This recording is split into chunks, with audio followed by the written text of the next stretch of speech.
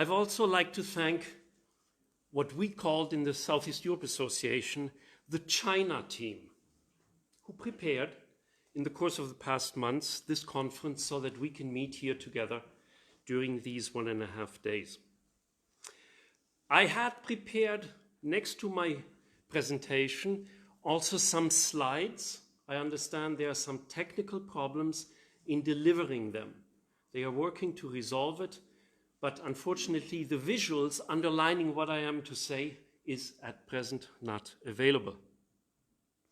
Now, ladies and gentlemen, and your excellencies from different embassies here in Berlin. It's already been mentioned, there were 2 previous conferences dealing with what Johanna Daimler initially phrased as non-EU external actors, or the engagement of these actors in Southeastern Europe. First Russia and then subsequently Turkey. And we asked ourselves back then in both conferences a simple question. How can policymakers in Sarajevo, in Podgorica or Belgrade defend values and implement standards in practical policy making vis-à-vis these 2 countries, i.e. Moscow and Ankara, their respective capital cities? Now, our 3rd installment of this conference series is no less challenging, and we've already heard some of these by the 2 previous introductions.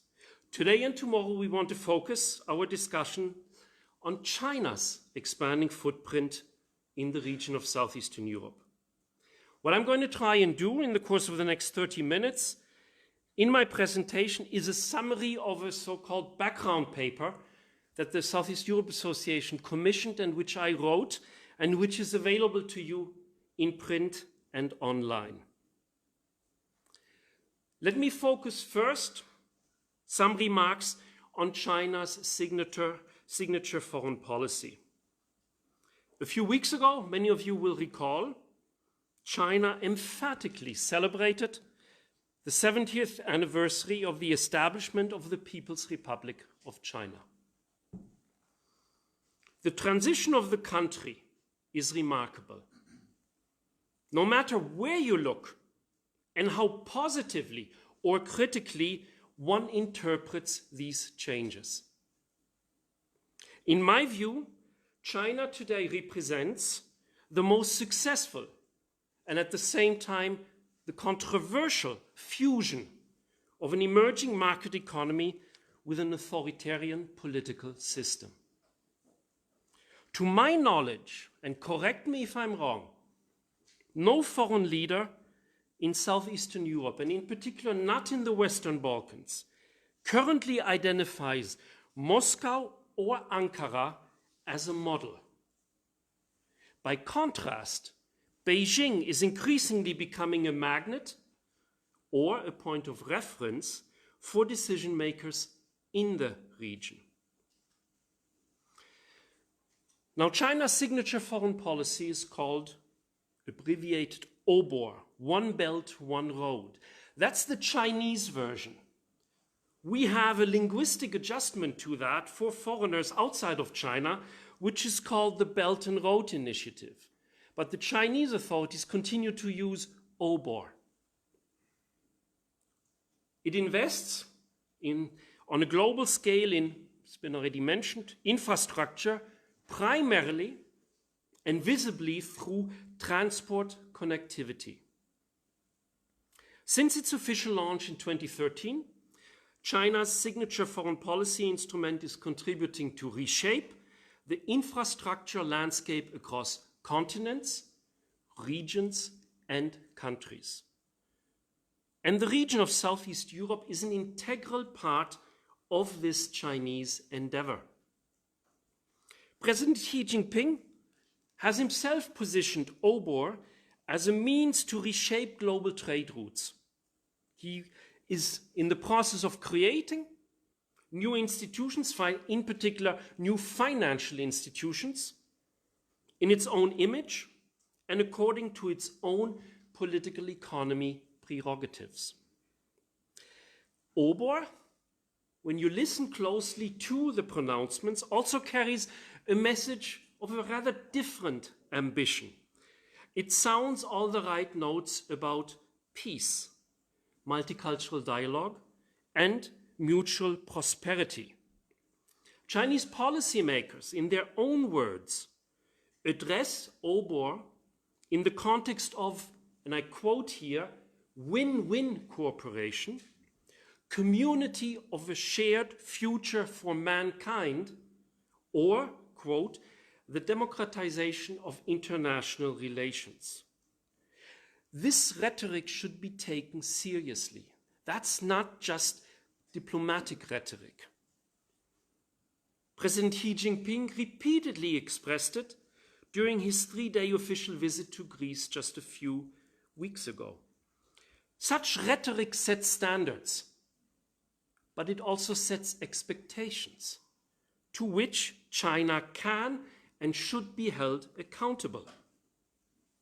It is precisely the management of such expectations regarding OBOR that constitutes, in my view, one of the largest challenges for the Chinese authorities. There are first signs, if you look closer in individual countries of the region of Southeastern Europe, there are first signs of actual disillusionment with regard to what is happening in Tirana or Skopje or Sarajevo, that the Chinese rhetoric of engagement in these countries does not correspond with the reality on the ground. I would now turn to some visuals. You will have to look and listen to me instead. Let me turn to some aspects of OBOR specifically in Southeastern Europe. The region is viewed by China as a springboard for commercial interests. The Chinese premier, Li Keqiang, when he visited Greece in 2004, called the port of Piraeus, slightly outside of Athens, quote, "This port can become a gateway of China to Europe." President Xi Jinping 2 weeks ago in Athens labeled the multi-decade anchor investment of China in the port of Piraeus as, quote, and please listen carefully, as the biggest, and that's strong stuff, as the biggest project of the One Belt and One Road initiative. In Piraeus, in Europe, not in Asia, not in other parts of Western, Northern Europe, in Southeastern Europe. Beijing wants to transform the port in Piraeus into the largest in Europe. And it's happening on the ground. In the course of 2019, Piraeus has become the largest port in the Mediterranean. It has surpassed the Spanish port in Valencia that previously held that position. So rhetoric is actually followed up by engagement and by delivery. Now, my second slide would have shown you a map of how investment is taking place from Piraeus through different parts of Southeastern Europe. It is called, in the OBOR perspective, the so-called China-Europe Land-Sea Express Line. It starts in Greece and then it expands across North Macedonia, Serbia, Hungary, Austria, the Czech Republic, and Slovakia. This express line combines a trade corridor from the Far East to Europe. It connects a maritime Silk Road and a land-based Silk Road. And in 2019, as we speak, over 1,000 trains were sent along this China-Europe Land-Sea Express line. And where do these trains end? In Duisburg. Duisport, as the single largest inland port in Europe, is called and is being expanded by China. It therefore cannot come, ladies and gentlemen, as a surprise that countries in Europe's southern and southeastern periphery are vying for China's attention and investment. Let me give you some examples of that. In 2016, the Prime Minister of Portugal, Mr. Antonio Costa, underlined towards Chinese investors that his country can be, quote, an excellent gateway to the European Union. Gateway. The Czech president, Miloš Zeman, he wants his country vis-à-vis China to become, and I quote, according to The Economist, Mr. Zeman said that the Czech Republic can become an unsinkable aircraft carrier in Europe. Aircraft carrier in Europe with Chinese characteristics. What a metaphor. But there are others who don't want to be outdone by their European Union peers. So the Serbian president, Aleksandar Vučić, he characterized in 2017 Serbia vis-à-vis China as, quote, a place of strategic importance. They are competing for the attention of China. I would now like to highlight some examples of how this is translating on the ground. You cannot see it, but one new development, for example, takes place with regard to joint police patrols. Maybe some of you have been in Zagreb or in Dubrovnik in the course of July of this year, and you may have noticed joint police patrols between the police in Zagreb and Chinese policemen and women in uniform. And the same is taking place in Serbia, and the same is taking place in Rome. In Serbia, it is taking place in Belgrade, in Novi Sad, and in Smederevo. The official translation of why this is taking place is the tourists are coming from China.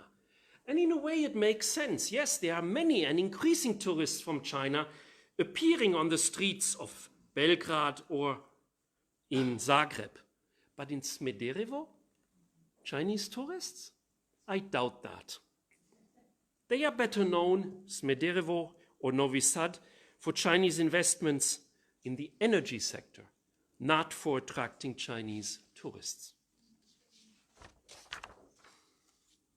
In June of this year, another example, the Federation of Bosnia-Herzegovina Motorways selected two Chinese companies, the Chinese State Construction Energy Company and Sinohydro Power China, to build a bridge along the Corridor 5C motorway section.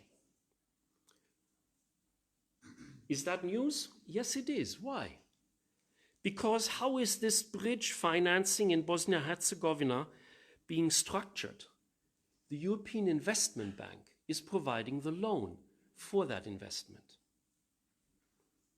Why is this relevant for the Federation, for China, and for the European Union? For a number of reasons. For the first time, the European Investment Bank approved a contract, a lending contract, to Chinese companies that were chosen by the authorities in Bosnia-Herzegovina. The Pelješac Bridge in Croatia is another example of Chinese companies not only building bridges, but in doing so, they outbid their European rivals, the Austrian Strabag. Strabag also applied for the bridge in Bosnia and was again outbid by Chinese companies. Similarly, just 2 weeks ago, the European Investment Bank has just agreed a 140 million loan to the Port of Piraeus Authority.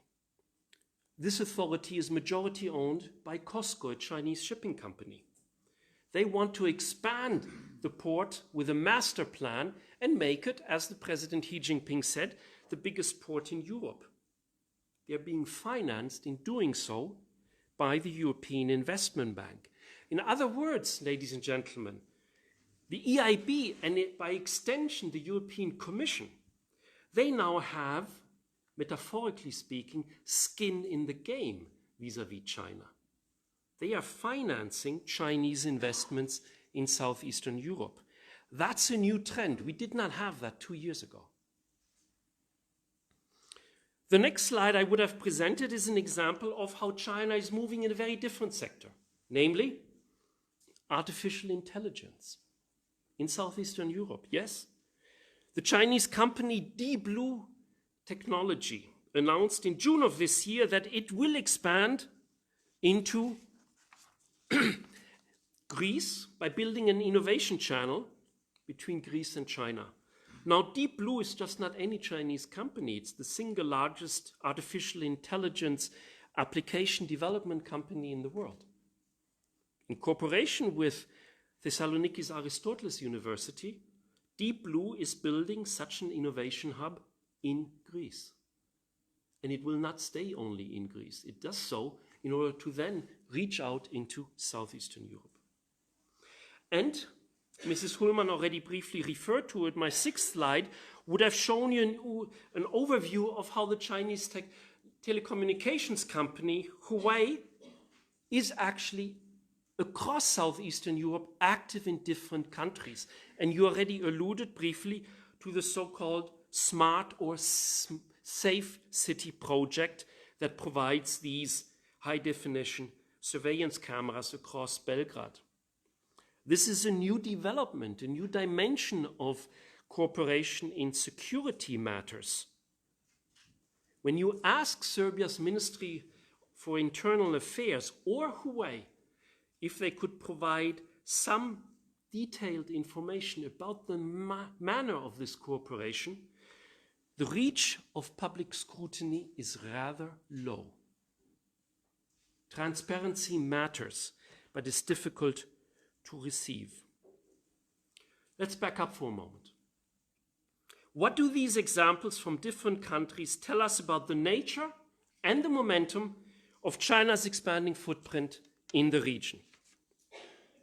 For one, China's emphasis is on achieving what I would call infrastructure connectivity, in particular in the transport sector, with countries in Central, Eastern, and Southeastern Europe.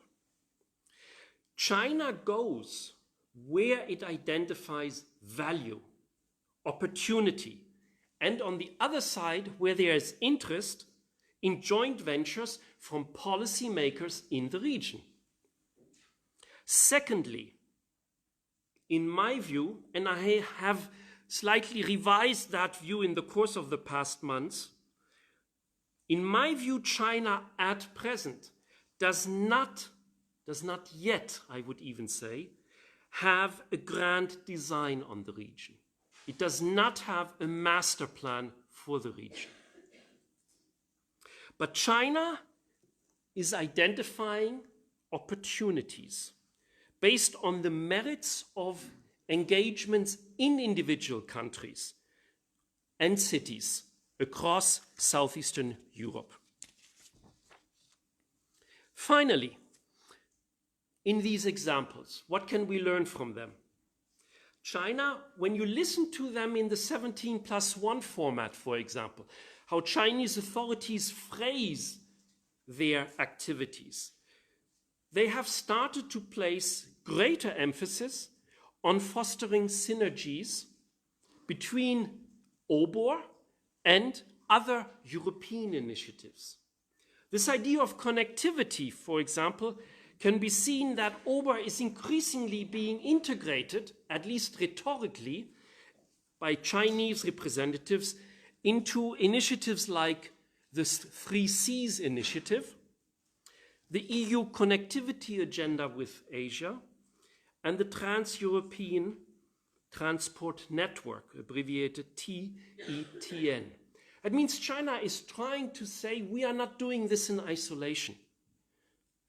And it is not diplomatic rhetoric. I think the Chinese authorities are also expressing a recognition that OBOR, Belt and Road Initiative, cannot expand in isolation from existing pan-European networks that exist in Southeastern Europe. Having said that, I turn your attention for a few moments on the EU, China, and the 17+1 network. My overview would have shown you how the 17+1 network, which until recently was called 16+1, is expanding, and how in doing so China has joined the club in Europe of institution building architecture. Such an initiative is being built by Beijing as a win-win combination for participating countries from Central, Eastern, and Southeast Europe. For critics of the 17+1 network, and there are numerous ones, and they have made their voices heard in Berlin, in Paris, or within the Commission in Brussels. This institutional arrangement and the growing list of members that comprise today the 17+1 network appears self-serving for China and even expansionist to some of its non-participants. It's an arrangement, and let's be very clear about how it operates. It is championed by China as a top-down, state-to-state driven initiative by governments. Civil society hardly features or NGOs in it. They are members of the EU, others are members of NATO, and some are members of the Euro area. 5 of the 6 countries in the Western Balkans are members of the 17+1 network. The exception, many of you will know that, is Kosovo. And when Mrs. Hullmann a few moments ago referred to that China is not a political actor in the Western Balkans, I would make one exception to that. It is a political actor with regard to Kosovo and its public pronouncements of non-recognition of the independence or the sovereignty of Kosovo. There it has been very straightforward with regard to its allegiance to Serbia. The European Commission is therefore challenged to piece together an approach to China that combines, and Mr. Aller briefly referred to it, elements of competition, containment, and constructive engagement. And these parameters were identified in the Commission's joint communication that you briefly highlighted. I don't need to further go into the details, but it is worth recalling that the Commission has never before called China a cooperation partner, a negotiating partner, an economic competitor, and a systemic rival, all together at once. Anybody who reads Commission statements and who is familiar with such diplomatic rhetoric will say that the wording of that Commission statement was, in my view, uncharacteristically blunt and to the point. The Commission has emphasized that the aims of the EU and of all of its member states towards China can only be based, I quote, on the basis of full unity. All member states, the Commission argues, individually or within sub-regional cooperation frameworks. And with sub-regional cooperation frameworks, it refers to the 17+1. All members have a responsibility to ensure, I quote, consistency vis-à-vis China with EU law, rules, and policies. That's strong language. This consistency, the need for consistency, the unity of purpose vis-à-vis China, that is, in my view, the biggest challenge that the European Union faces vis-à-vis its member states and its accession countries in the Western Balkans. Why is this a challenge? Consider the following examples, and the representatives from the individual countries from Southeastern Europe will be familiar with them. Why is it a challenge, this unity of purpose, need for consistency? Because there are fault lines, because it is actually going in opposite directions in certain areas. In March of this year, lawmakers of Bosnia's autonomous Bosnia-Croat Federation approved a loan guarantee, 100% loan guarantee, for a 614 million loan from China's Exim Bank to finance Block 7 of the coal-fired thermal power plant in Tuzla. Why is this important? Bosnia-Herzegovina is a member of the energy community. That has consequences. That also includes commitment to rules and standards. The EU energy watchdog called on lawmakers in Sarajevo not to approve the loan guarantee. They don't have a problem with the loan, they have a problem with the state guarantee for it. They said, if you are, and in practice you are a member of the community, then you should consider two things. On the one hand, the EIB and the EBRD, the European Bank for Reconstruction and Development, they're actually not financing any more coal-fired power plant projects in the region, but the Chinese are. Do you have to follow that example? That's one part of the criticism. But the other was that such a loan guarantee by state authorities to a subsidized Chinese bank can be considered illegal state aid and in breach of EU subsidy rules. And even if you are not a member of the EU, but a member of the Energy Community, you are subject to subsidy rules. The Chinese-financed highway project in Montenegro has catapulted Podgorica's public debt to over 80% of GDP. And it's a matter of considerable debate in the course of the past 16 months if the highway from the port of Bar to the Serbian border will ever be cost efficient and generate the amount of revenue stipulated by the Montenegrin government. Finally, for those from Croatia, the decision by the Croatian authorities to twice, and I emphasize twice, award the tender contract for the Pelješac Bridge project to a consortium of Chinese companies after it was challenged by the Austrian company Strabag, but then it was re-awarded to the Chinese after examination. This has further exposed or underlined the existing fault lines in the Commission's call for consistency and unity among EU member states vis-à-vis China. And let me emphasize here, it is not China that is creating these fault lines, but it sees that they exist, and you do business along these fault lines. Let me offer some conclusions. China's growing footprint in Southeastern Europe is a fact. To its advocates, it serves as an enormous opportunity. To its critics, it serves as a warning to individual countries in Southeastern Europe. Make no mistakes about the politics of this footprint. The Chinese-owned, state-owned COSCO shipping company has acquired in the course of the past 10 years a large portfolio of investments through the purchase of majority and minority stakes in ports along the maritime routes of the Belt and Road Initiative. It includes investments in Greece, Turkey, Egypt, Bulgaria, Italy, Portugal, Malta, Spain.